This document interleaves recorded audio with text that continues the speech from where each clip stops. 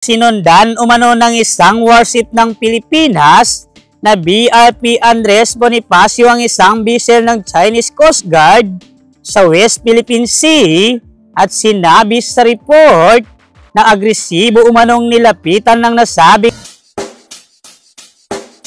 Check the mic and make sure it sound right, boys.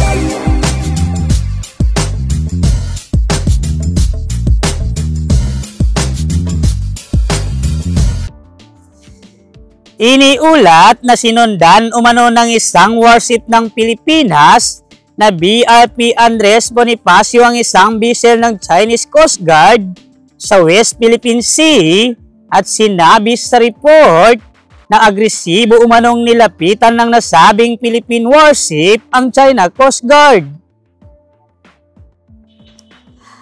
Ang BRP Andres Bonifacio ay kasalukuyang nagpapatrolya sa West Philippine Sea upang magbigay ng suporta at seguridad sa mga tauhan ng sandataang lakas na nakaistasyon sa BRP Sierra Madre nang bigla umano nitong namataan ng isang barko ng China Coast Guard.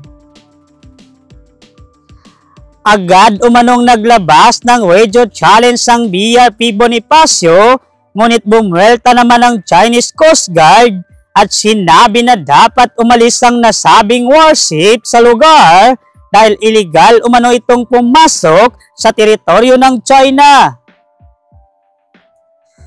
Ngunit nanindigan ng mga personnel ng BRP Andres Bonifacio at nilapitan ang barko ng Chinese Coast Guard, hindi naman pumalag ang mga Chinese at dahan-dahan umanong lumayo ang nasabing vessel sa lugar.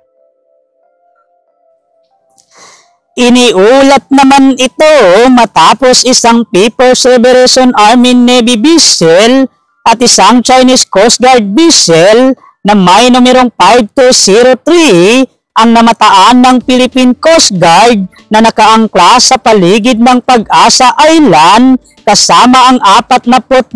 pinaghihinalaang mga Chinese Maritime Militia.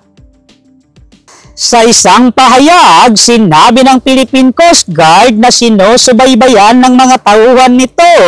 na nakatalaga sa Pag-asa Island ang presensya ng mga Chinese vessel na may estimated na distansya na humigit kumulang 4 hanggang 8 nautical miles mula sa Pag-asa at malinaw na nasa loob ang mga ito sa 12 nautical miles territorial sea na nasabing land feature. Idinagdag ng ahensya na naobserbahan ito ng nasabing PLA Navy, ang CCG vessel ay nag-ooperate at paulit-ulit na umiikot sa Pag-asa Island na may distansyang 4 at 8 nautical miles lamang. 14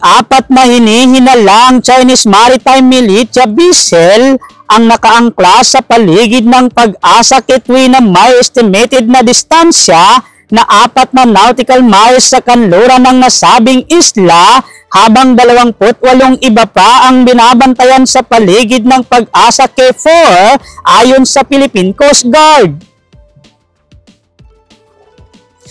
Ang Pag-asa Island ay pinakamalaking land feature sa Kalayaan Island Group na nagsisilbing pamunuan ng lokal na pamahalaan ng munisipalidad ng Kalayaan sa Palawan at tahanan ito ng higit sa 400 lokal na residente kabilang ang humigit kumulang 70 bata kasama ang military, law enforcement at civilian government personnel.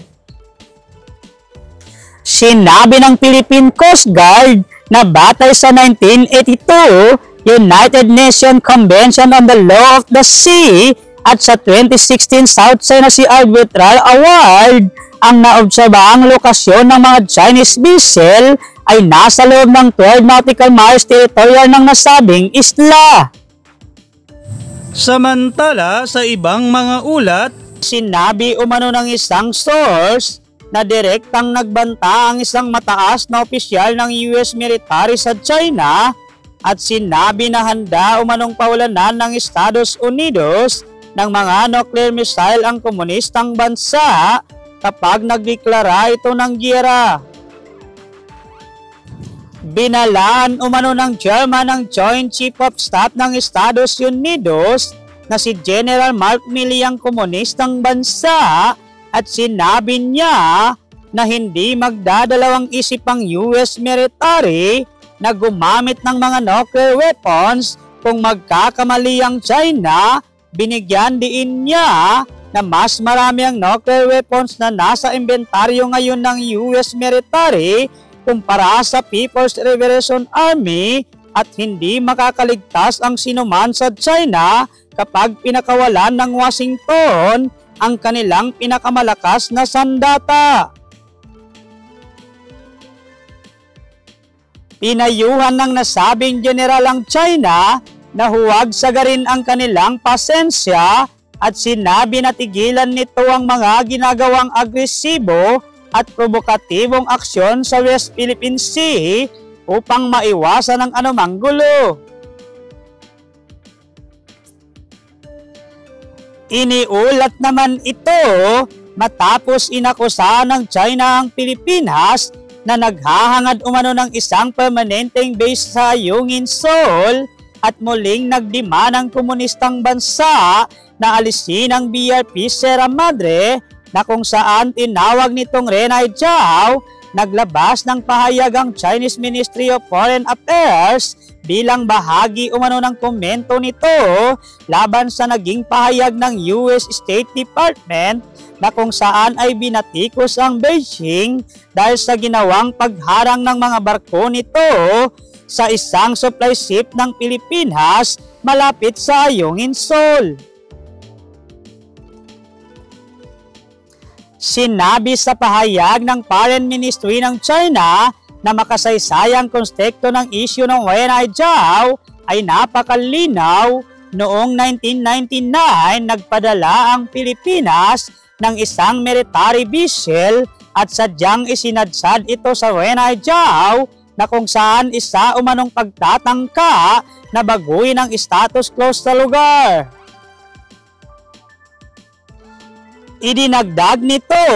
na agad umanong nagsagawa ang China ng aksyon at nagdemand sa Pilipinas na alisin ang Sierra Madre. Ilang beses umanong nangako ang Pilipinas na hatakin ang barko, ngunit hindi pa rin ito kumikilos. Hinangad din umano ng Pilipinas na i-overhaul ang nasabing vessel upang permanenteng okupahin ng Renai Zhao. Ang BRP Sierra Madre ay sadyang isinadsad sa Ayungin, Seoul noong 1999. Pinamala ng nasabing barko ng humigit sa 100